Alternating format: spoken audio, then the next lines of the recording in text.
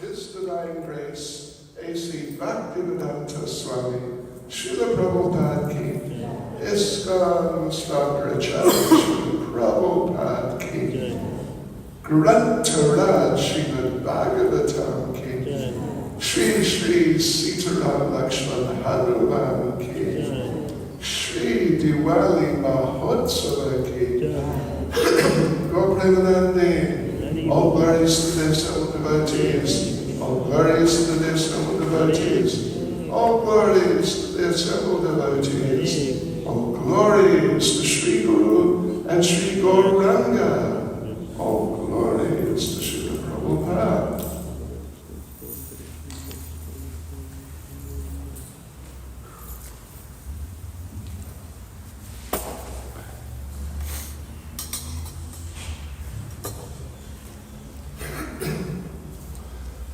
Om Namo Bhagavate Vasudevaya.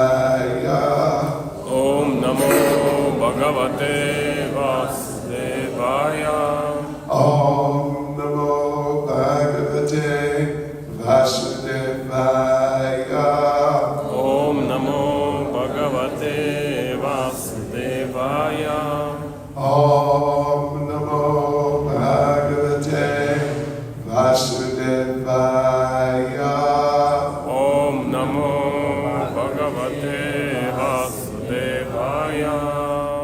Yes, so today, according to our Vaishnava calendar, is Diwali. Haribo. I know, well, judging by all the firecrackers I heard last night, some people were thinking yesterday was Diwali. But you know, let me just tell you very briefly what the situation is. You'll find that occasionally, or however often, maybe fairly often, we celebrate certain events like this one day later, and people, I'm sure many people do wonder why it seems a little strange. But actually, you know what the situation is that about every 100 years, the calendar, the basic sort of underlying formula of the lunar calendar has to be recalculated, because the planets move, more than, like over the period of 100 years. They move, and the positions become inaccurate. So, but Srila Bhaktisiddhanta Saraswati, Prabhupada's spiritual master, he was a very prominent astronomer, and he noted that around the end of his life, towards the end of his life, or later time, that recalculation was done by people like himself and other, sort of technically expert astronomers. But many of the sort of ordinary, everyday astronomers, they didn't recalculate. They just kept things the way they were, which now means that they're inaccurate generally by a day. Which means, for example, if they say that Ekadasi is on, the day before we observe Ekadasi, then when they're observing Ekadasi, it's not Ekadasi, it's Dasami, it's the 10th day. And therefore, because they're not observing Ekadasi properly, well, on the actual day, they'll get some bad reactions for that. So anyway, that in very simple terms, that's why we're celebrating today, as opposed to so many others who celebrated yesterday. Let's just see how many crackers they set off tonight. We'll see. I don't think we so many. So that Diwali, the occasion is, well, there are 3 events, actually, important events, which took place on this day. One was the return of Lord Ram. And that's what we're going to focus on. So that was one. Another one, and also very important, this is the Diwali day, is the day that the Damodar Leela actually occurred. was on the Diwali day, the day of Mother Yashoda tying up Krishna and all those things. That happened on the Diwali day. And the third thing is, on the Diwali day, Lord Krishna killed Narakasura, a very famous demon. Yeah. It's a bit of a long story, but he was the son, Narakasura was the son of Bhumi, Mother Earth, and, would you believe, Lord Varaha. Narakasura was their son. And, of course, who had parents like that, what can you say? He was a great devotee, or something like a great devotee, to start off with, but he got into bad association with, I forget exactly who it was, but one like really serious and very powerful demon. And so he became a demon. And Narak Asura, literally, Asura of course means demon. Narak means hell. So Narak Asura means demon from hell. How's that for a name? How'd you like to have to introduce yourself? What's your name? Oh yeah, my name is Demon from Hell, actually. Oh, that's interesting. How'd you get a name like that? So yes, so you'll see if you read the Bhagavatam, I think many of you have sets of Bhagavatam, but they are not simply, what people might call eye candy to look at on your bookshelf. They're meant to be resources to read. So in the 10th canto, you'll see in that story that when Lord Krishna went to kill Narakasura, he took with him Rukmini, I think Rukmini, because Bhumi is expanded from Rukmini, and Bhumi told Krishna that if you ever are going to kill my son, you must ask my permission. If I don't give permission, you can't do it. So, she was expanded from Rukmini. Therefore, Krishna took Rukmini, and when he was about to kill, or in a position to kill Narakasura, he turned around and asked, "Is it all right if I kill him?" And she said, "Yes, you can kill him." So that's all a bit by the way. Let us focus on what we are focusing on, and that is the return of Lord Ram. And then we'll read a few verses, and sort of building up to his return and being instated as the king. So first of all, this is now Srimad Bhagavatam, Canto 9, Chapter 10, verse 32. Yes, you also may have noticed we don't really officially utilize Ramayana. Although some of our devotees, a number of our devotees have done versions, they're all like abridged one-volume versions, whereas Ramayana is about 25,000 verses. It means it's almost double the size of Srimad Bhagavatam. And I think you know how big Srimad Bhagavatam is physically. Yeah, so it's a big book.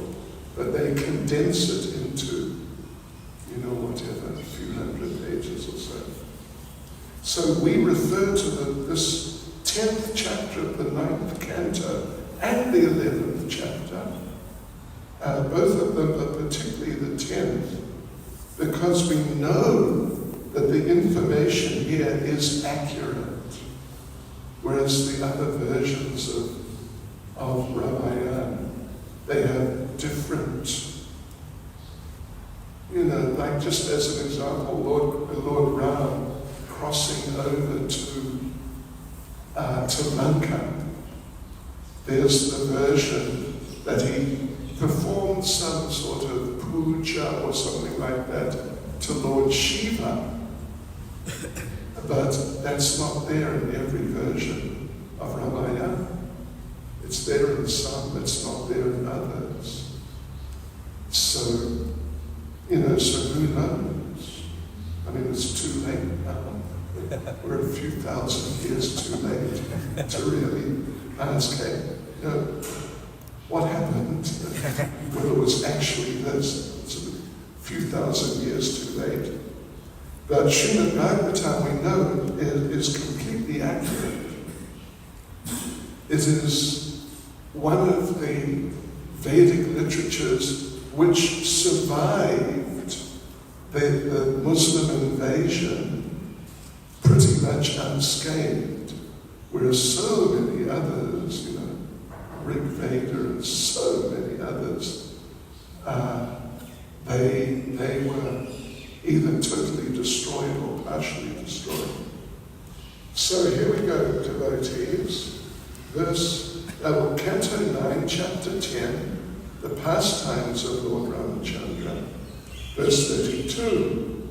Aropya ruruheyanam ratriyam hanumadyuta vibhishanaya bhagavan datvaraksho ganeshatam lankam ayush chakalpantam yayo chirna vrata purim. Translation: after giving Vibhishan the power to rule the Rakshasa population of Lanka for the duration of one kalpa, Lord Ramachandra, the Supreme Personality of Godhead, Bhagavan, placed Sita Devi on an airplane decorated with flowers, and then got on the plane himself. The period for his living in the forest having ended, the Lord returned to Ayodhya, accompanied by Hanuman, Sugriva, and his brother Lakshmana. So I'll just read the translations for some number of verses, which are describing his return, or their return. When Lord Ramachandra returned to his capital Ayodhya, he was greeted on the road by the princely order, who showered his body with beautiful fragrant flowers, while great personalities like Lord Brahma and other demigods glorified the activities of the Lord in great jubilation. 13.4. Upon reaching Ayodhya, Lord Ramachandra heard that in his absence, his brother Bharat was eating barley cooked in the urine of a cow, covering his body with the bark of trees, wearing matted locks of hair, and lying on a mattress of kusha, means grass. The most merciful Lord very much lamented this. In Ayodhya, if you've been there, it's worth going there, by the way, if you've never been there, sure. It's really quite amazing. So that place where Bharat had been living it's like a small village now, with a number of temples. The place where he lived, there's sort of a cave where he lived, and different other places where things happened. And there is a lake. It's big. I mean, it's big. It's probably 5 acres or, I don't know, something along those lines, of lotuses, just full of lotuses. Big lake. We were there in September, I think. So, right, we continue. Verses 35 to 38. When Lord Bharat understood that Lord Ramachandra was returning to the capital, Ayodhya, he immediately took upon his own head Lord Ramachandra's wooden shoes and came out from his camp at Nandigram. That's the name of the place. If you ever go to Ayodhya, at least one day make a point of going to Nandigram, not Nandagram, like in the Vrindavan area, but Nandigram. And that's where that little village is, and it's really nice, really nice. Lord Bharat was accompanied by ministers, priests, and other respectable citizens, by professional musicians, vibrating pleasing musical sounds, and by learned Brahmins loudly chanting Vedic hymns. Following in the procession were chariots, drawn by beautiful horses, with harnesses of golden rope. These chariots were decorated by flags with golden embroidery and by other flags of various sizes and patterns. There were soldiers bedecked with golden armor, servants bearing betel nut, and many, fasten your seatbelts. You're all sitting down, you should sit, make sure you're sitting down. And where are you? Bearing betel nuts. And many well-known and beautiful prostitutes. Hare Krishna. Many servants followed on foot, bearing an umbrella, whisks, different grades of precious jewels, and other paraphernalia befitting a royal reception. Accompanied in this way Lord Bharat, his heart softened in ecstasy and his eyes full of tears, approached Lord Ramachandra and fell at his lotus feet with great ecstatic love. What's this now? 39 to 40. After offering the wooden shoes before Lord Ramachandra, Lord Bharat stood with folded hands, his eyes full of tears, and Lord Ramachandra bathed Bharat with tears while embracing him with both arms for a long time. Accompanied by Mother Sita and Lakshman, Lord Ramachandra then offered his respectful obeisances unto the learned Brahmins and the elderly persons in the family, and all the citizens of Ayodhya offered their respectful obeisances unto the Lord. 41. The citizens of Ayodhya, upon seeing their king return after a long absence, offered him flower garlands, waved their upper cloths, and danced in great jubilation. O king, says Shukadev Goswami speaking to Maharaj Parikshit, so he says, O king, Lord Bharat carried Lord Ramachandra's wooden shoes. Sugriva and Vibhishan carried a whisk, means a chamara, and an excellent fan. Hanuman carried a white umbrella. White umbrella is used traditionally for royalty, like from the sun to protect from the sun, but white. Only the royalty would use white umbrellas. Shatrughna carried a bow and 2 quivers, and Sita Devi carried a water pot filled with water from holy places. Angada carried a sword, and Jambalan, king of the Rikshas, carried a golden shield. Rikshas means the bears. 44. O King Parikshit, as the Lord sat on his airplane of flowers, with women offering him prayers, and reciters chanting about his characteristics, he appeared like the moon with the stars and planets. Verses 45 and 46. Thereafter, having been welcomed by his brother Bharat, Lord Ramachandra entered the city of Ayodhya in the midst of a festival. When he entered the palace, he offered obeisances to all the mothers, including Kaikeyi and the other wives of Maharaj Dasarath, and especially his own mother, Kaushalya. He also offered obeisances to the spiritual preceptors, such as Vasishta. Friends of his own age and younger friends worshipped him, and he returned their respectful obeisances, as did Lakshman and Mother Sita. In this way, they all entered the palace. 47. Upon seeing their sons, the mothers of Ram, Lakshman, Bharat, and Shatrughna immediately arose like unconscious bodies returning to consciousness. The mothers placed their sons on their laps and bathed them with tears, thus relieving themselves of the grief of long separation. 48. The family priest or spiritual master, the Sishta, had Lord Ramachandra cleanly shaved, freeing him from his matted locks of hair. Then, with the cooperation of the elderly members of the family, he performed the bathing ceremony, Abhishek, for Lord Ramachandra with the water of the four seas and with other substances, just as it was performed for King Indra. 49. Lord Ramachandra, fully bathed and his head clean shaven, dressed himself very nicely and was decorated with a garland and ornaments. Thus he shone brightly, surrounded by his brothers and wife, who were similarly dressed and ornamented. 50. Being pleased by the full surrender and submission of Lord Bharat, Lord Ramachandra then accepted the throne of the state.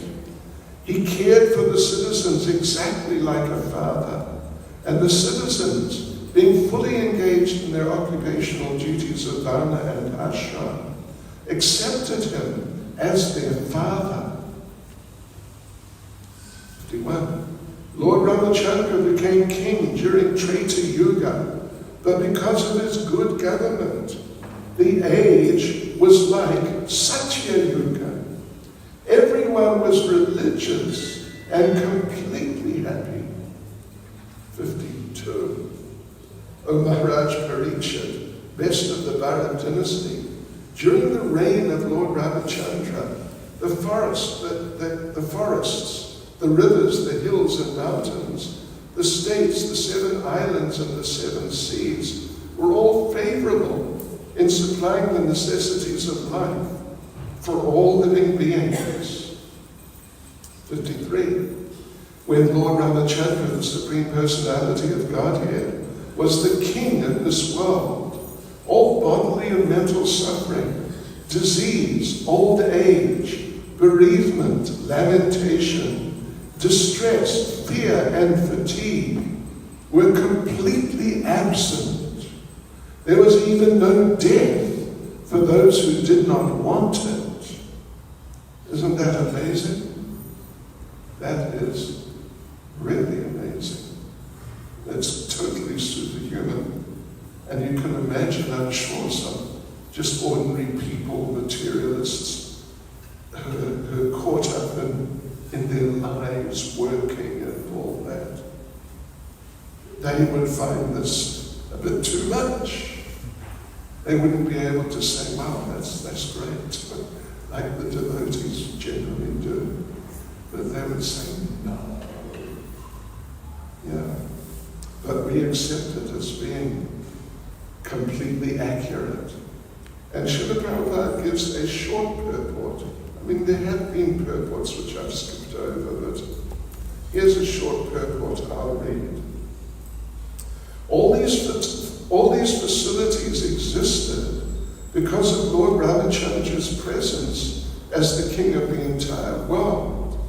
A similar situation could be introduced immediately, even in this age called Kali, the worst of all ages.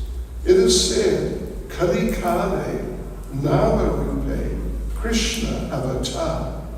Krishna descends in this Kali Yuga in the form of his holy name. Hare Krishna, Krishna Krishna, Hare Hare, Hare Rama, Hare Rama, Rama Rama, Hare Hare. Actually, all Prabhupada said was Hare Krishna, Hare Rama. But, it's okay. We can chant the whole mantra. If we chant offenselessly, Rama and Krishna are still present in this age. The kingdom of Ram was immensely popular and beneficial. And the spreading of this Hare Krishna movement can immediately introduce a similar situation, even in this Kali Yuga. You gave class on Sunday, right? Did you read these verses? I read another verse from Srimad Canto 8. Oh. Lord Ram, Krishna being not ordinary. Okay. So anyway, it's very significant. This verse is just short. Truly, really amazing. And Srila Prabhupada's purport is also really amazing. That if the condition we must meet in order to achieve this result is if we chant offenselessly, Ram and Krishna are still present in this age. Yeah, the kingdom of Ram was immensely popular and beneficial, and the spreading of this Hare Krishna movement can immediately introduce a similar situation, even in this Kali Yuga. So the thing is, well, that's true. Srila Prabhupada would not lie to us. There was one famous incident with Mother Malati. Some of you might have heard, because she was here some years ago. And I'm sure she talked about it. Malati said to Prabhupada that, Srila Prabhupada, you've said that if we just chant 16 rounds, follow the regular principles, and do some service, like every day, then we can go back to Godhead. But then she said, but it sounds too easy. Is it really that easy? How could it be so easy? And Srila Prabhupada, the master of, giving appropriate answers and saying appropriate things whenever they were required, Srila Prabhupada didn't get into some explanation like, well, it's like this and that and something else. Prabhupada, you know what his answer was? Do you think that I would cheat you? That's a pretty good answer. And the answer, of course, is definitely not. So yes, there's great potency in the names Krishna, Rama. There's great potency. Why is there great potency? How is it? Because Krishna and Ram, they are present in the names. Fully present. Fully present. And even Prabhupada would say sometimes that when you chant, if you chant nicely, then Krishna will dance on your tongue. And when you become sort of advanced enough, like really quite advanced, then you'll see Krishna in the sound vibration. That's very advanced. I don't think any of us are on that level yet. Are we? No, not yet. Still working on it. Anyway, so yeah. But the thing is, we have to chant offenselessly. That means none of the 10 offenses. And of course, we should all know what are the 10 offenses. Otherwise, we won't know what to not do. Sometimes when devotees are initiated, like the first initiation, we are meant to recite the 10 offenses. But sometimes we ask the candidates, please tell me what is offense number 1, number 2, and so on through all the offenses. And sometimes we ask someone, okay, what is the 5th offense? And stunned sort of expression. Because they don't actually know what are the 10 offenses. But we need to know them. And then, of course, it's also an offense to be inattentive while chanting. So we have to really avoid those 10 offenses. Not that we should meditate on the offenses, but what Srila Bhaktivinoda Thakur recommends is that we make a point of doing the opposite. First offense, blaspheme the devotees who have dedicated their lives to propagating the holy names of the Lord. So, not that we just meditate, but yes, I must not blaspheme the devotees, I must not criticize the devotees, but rather we just do the opposite. We just glorify the devotee. And that's what we do. Just appreciate the devotee. And so on and so forth for all the 10 offenses. Plus, it's also an offense to be inattentive. So what do we do then? We're just very attentive. Make a point of just being as attentive as humanly possible, you could say. So the thing is that if enough of us meaning the devotees, if enough of us really make such efforts, then it will be possible for the world situation to be changed. Actually, the world situation has changed for the better in certain respects. But then, of course, it's Kali Yuga and, it's not easy. But so many more people are now vegetarian than, 50 years ago. So many more. Back in those days, many people didn't know what it meant to be vegetarian. They didn't even really know the word. It wasn't really in their vocabulary. But now, so many people are vegetarian. And generally, at least in so many parts of the world, at least everyone knows what it means. So the situation has improved. It's definitely improved. Even Mr. Putin, who could easily be criticized, but we will not get into it. He was once at a state dinner for the Prime Minister of India of that time, not Mr. Modi, but before. And some devotees were invited.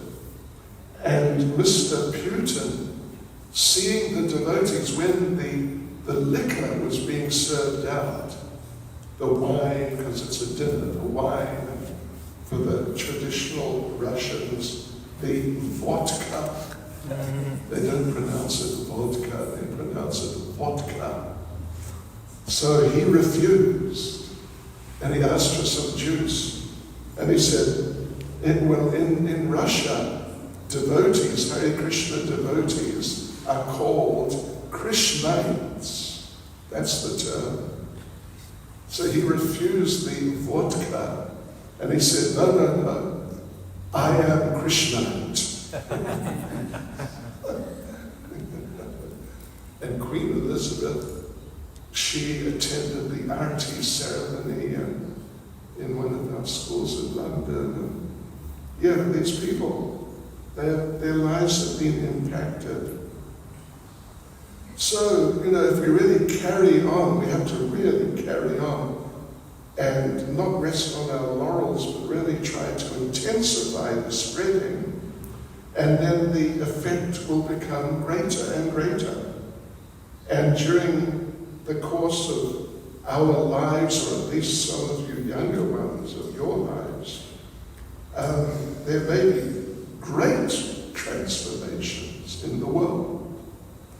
But having said that, at least if we really do that, and as much as we're able, get our, people in our circle, particularly our family members, get them to become devotees, in a nice way, then, and and they really do try and become serious about it, then at the very least, within our circle or our family, there'll be major positive transformations. No doubt at all. And you'll see it vividly in front of your eyes. And even if your other family members aren't interested, if you just do it, really take it seriously, then you will see your life transforming tremendously. So, like that, it's a matter, you could say, of scale or something like that. Yeah, it depends on us, first and foremost, and then it depends on how much we can influence our circle and the people in general. Yes, so there's another 2 verses here. Let me do a time check. Oh, okay. Let me read the last 2 verses in the chapter 54 and 55. They are describing, 54 is describing Lord Ram and his relationship with Mother Sita, and 55 is describing Mother Sita and her relationship with Lord Ram. They're very interesting and important. 54, Ekapatni Vratadaro, Rajarshi Charita Shuchi, Swadharmam Griha Mediyam, Shikshayan Swayam Acharat. Translation: Lord Ramachandra took a vow to accept only one wife and have no connection with any other women. He was a saintly king, and everything in his character was good, untinged by qualities like anger. He taught good behavior for everyone, especially for householders, in terms of Varnashram Dharma. Thus he taught the general public by his personal activities. And let us read this purport also. Ekapatni Vrata, accepting only one wife, was the glorious example set by Lord Ramachandra. One should not accept more than one wife. In those days, of course, people did marry more than one wife. Even Lord Ramachandra's father accepted more wives than one, 3 in fact. But Lord Ramachandra, as an ideal king, accepted only one wife, Mother Sita. When Mother Sita was kidnapped by Ravana and the Rakshasas, Lord Ramachandra, as the Supreme Personality of Godhead, could have married hundreds and thousands of Sitas. But to teach us how faithful he was to his wife, he fought with Ravana and finally killed him. The Lord punished Ravana and rescued his wife to instruct men to have only one wife. Lord Ramachandra accepted only one wife and manifested sublime character, thus setting an example for householders. A householder should live according to the ideal of Lord Ramachandra, who showed how to be a perfect person. Being a householder or living with a wife and children is never condemned, provided one lives according to the regulative principles of Varnashram Dharma. Those who live in accordance with these principles, whether as householders, brahmacharis, or vanaprasthas, are all equally important.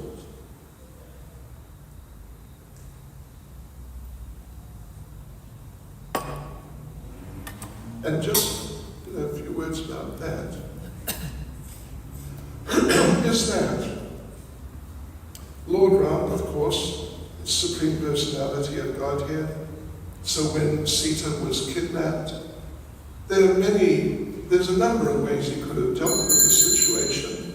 One mentioned here is he could just have manifested not just a replacement Sita, but 100 or 1,000 or any number, just literally like that.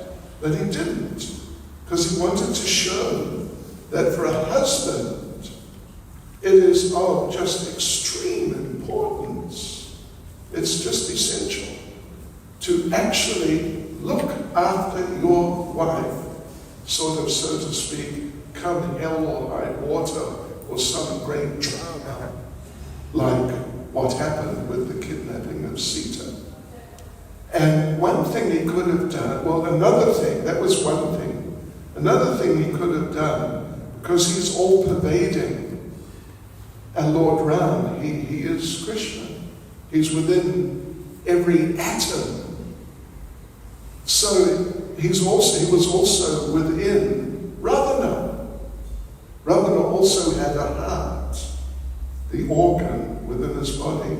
And you must know that within your heart, within your body, by your heart, there is an on-off switch. You know, like with lights, on, off, that whole thing, we all know about that. So by your heart, and by Ravana's heart, there was an on-off switch. It had been on for however long. Lord Ram was right there. He could have just leant over, not even leant, just, switched it off, and that would have been it. Goodbye, Ravana. Really, just like that. Literally, actually. And along with that, or alternatively perhaps, he could have just grabbed Sita and just zipped away, and she was rescued, and that's all. Would have been all. Or when she was kidnapped, not that he didn't know what's going on, like, oh really? She was kidnapped, gee whiz. No, he knows what's going on in every atom of existence. He could have just intervened and killed Ravana on the spot. That would have been that, finished. But anyway, but he didn't. He undertook this major military operation and just, wow, so many died. And it went on for days. And even Lakshman apparently almost died. And it was just great drama for those days. But the end result was just rescue Sita, that's all. If Ravana had said, well, okay, you take Sita, that would have been the end. And Ram would not have pursued Ravana any further. He would have just taken Sita back. And that would have been that. So that why did he do all of that? Well, Prabhupada is explaining it. It's the same principle. He wanted to show that ordinary men, particularly, and the ordinary ladies too, what a husband, or particularly for him, what he is ready to do for his devotee. And what husbands should be ready to do, to look after their wives. So like this, as Prabhupada said, Lord Ramachandra accepted only one wife and manifested sublime character, thus setting an example for householders. And verse 55, Prem nana vricha shilena prashraya sati vyahriya chabhavakya bharatu sita haram mana. Mother Sita was very submissive, faithful, shy, and chaste, always understanding the attitude of her husband. Thus, by her character and her love and service, She completely attracted the mind of the Lord. And Prabhupada's purport, as Lord Ramachandra is the ideal husband, Ekapatni Vrata, Mother Sita is the ideal wife. Such a combination makes family life very happy. Yad yadacharti shrestas, tattare eve turojana. Whatever example a great man sets, common people follow. If the kings, the leaders, and the Brahmins, the teachers, would set forth the examples we receive from Vedic literature, the entire world would be heaven. Indeed, there would no longer be hellish conditions within this material world. That's the end of that chapter. And sure, isn't it just, this is amazing, isn't it? It really is. Now, of course, Mother Sita, she was fortunate because she had, as her husband, Lord Ram. And it's a lot easier to appreciate Lord Ram than it is, your average run-of-the-mill, with all due respect, husbands. I know many of them try their best. Some of them, sure. Anyway, everyone has their ups and downs. So some husbands may not be so inspiring or exemplary, etc. Doesn't mean that the wives should not try to be exemplary. Actually, they should. And if they are able to do that, then at least if the husband is a devotee or, something of a devotee, then he'll see, gosh, look at my wife, this is amazing. So anyway, there's some food for thought for all of you. Hare Krishna, Hare Krishna, Hare Rama, Hare Rama. His Holiness Bhakti Chaitanya Swami Maharaj ki Jai. Thank you, Maharaj, for a wonderful class and your warm association as always. Devotees, very quickly, tomorrow we have the opportunity